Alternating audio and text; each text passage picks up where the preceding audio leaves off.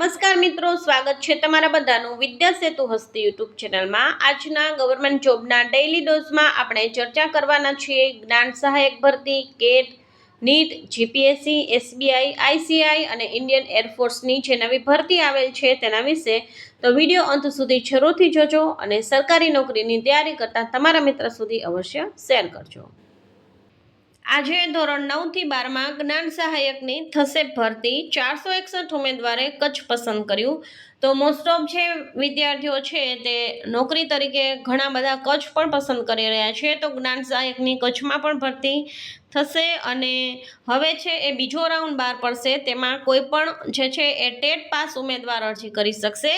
તો આમાં જે છે ફક્ત 2026 અને લેટેસ્ટ ટેટ પાસ કરેલ હતી દ્વિસ્તરીય એ જ અરજી કરવાના હતા। હવે જે નેક્સ્ટ રાઉન્ડ બહાર પડશે તેમાં કોઈ પણ ટેટ પરીક્ષા, જૂની ટેટ પરીક્ષા પાસ કરેલ હશે એ વિદ્યાર્થી પણ છે એ અરજી કરી શકશે। અને ત્યાર પછી જો ત્રીજો રાઉન્ડ બહાર પડશે તો તેમાં ટેટ નાપાસ હશે તેવા વિદ્યાર્થી પણ અરજી કરી શકશે। તો આ લેટેસ્ટ અપડેટ હતી। બાકી એક અપડેટ છે કે જે કેટ પરીક્ષા લેવાય છે ધોરણ 5ના વિદ્યાર્થીઓ માટે, એ પરીક્ષાને લઈ રેસિડેન્શિયલ શાળાઓને પ્રોત્સાહનની નીતિની સમીક્ષા જરૂરી। કેટ પ્રવેશથી ખાનગીને ઇજન, સરકારીને ખોટનો સૂર।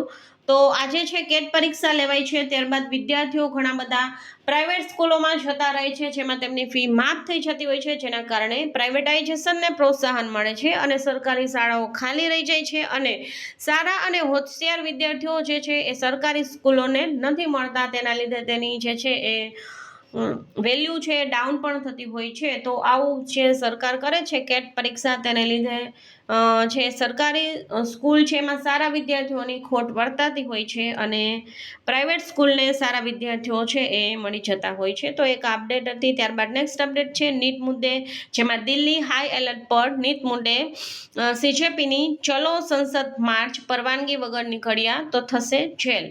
પોલીસે એવું કીધું છે કે દિલ્હીની અંદર જે હાઈ એલર્ટ છે, એટલે જે ચલો સંસદમાં નીટ પરીક્ષાને લઈને જે અત્યારે ચર્ચા ચાલી રહી છે અને જે લોકો જે છે ઉપવાસ પર ઉતર્યા છે તેમાં તમે જો બહાર નીકળશો તો જેલ પણ થઈ શકશે।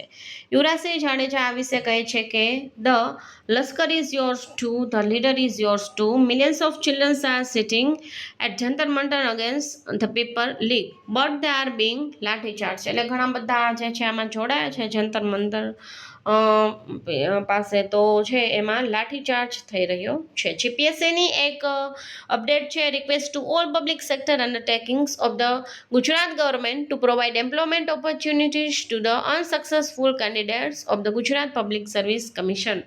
તો જે અનસક્સેસફુલ વિદ્યાર્થીઓ રહેશે, જીપીએસસી નાપાસ વિદ્યાર્થીઓ જે રહેશે, એમને જે છે એ જો સારી એવી જોબ પ્રાઇવેટ સેક્ટર્સમાં જોબ મેળવવાની જીપીએસસી ઓપોર્ચ્યુનિટી આપશે, તેમના ડેટા તેમની સાથે શેર કરશે।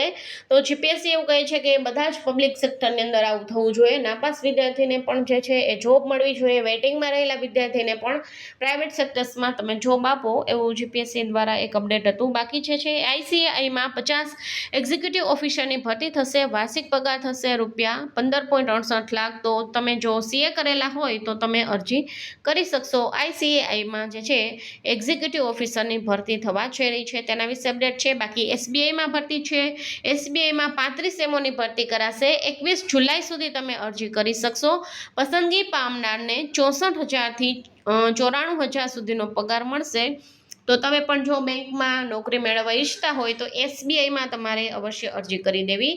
બાકી એક છે ભારતીય વાયુદળમાં અગ્નિવીર, જો તમારે બનવું હોય તો તમે અરજી કરી શકો છો। તેમાં જે છે એરફોર્સની અંદર ભરતી જે છે એ આવી છે તો તમે અરજી કરી શકો છો। વય મર્યાદા લઘુત્તમ વય 17 વર્ષથી મેક્સિમમ એજ છે 21 વર્ષ સુધી હોય છે અને અરજી પ્રક્રિયા જે છે વિદ્યાર્થી જાતે જ તમે ફોર્મ ભરી શકશો। વેબસાઇટ પર જઈ અને તમારે ફોર્મ ભરવાનું રહેશે અને ફી જે છે 550 રૂપિયા રહેશે અને ઓનલાઈન ફી તમે જમા કરાવી શકશો। તો આ રીતે તમારે પણ જો ઇન્ડિયન એરફોર્સની અંદર તમે ઈચ્છતા હોય તો તેની વેબસાઇટ પર જઈ અને તમારે છે અરજી કરવાની રહેશે। તો આ હતી આજના ડેઇલી ડોઝની 2 મિનિટનો વિડીયો હતો। હવે તમે પણ જો આ રીતે 2 મિનિટની અંદર જે છે એ ગવર્મેન્ટ જોબનો ડેઇલી ડોઝ મેળવવા ઈચ્છતા હોય અને ચેનલ પર નવા હોય તો ચેનલને અવશ્ય સબસ્ક્રાઈબ કરજો। કંઈ પણ પ્રશ્ન હોય તો કમેન્ટ બોક્સમાં રજૂ કરજો। ફરી મળીશું આવતીકાલે નવી માહિતી સાથે. થેન્ક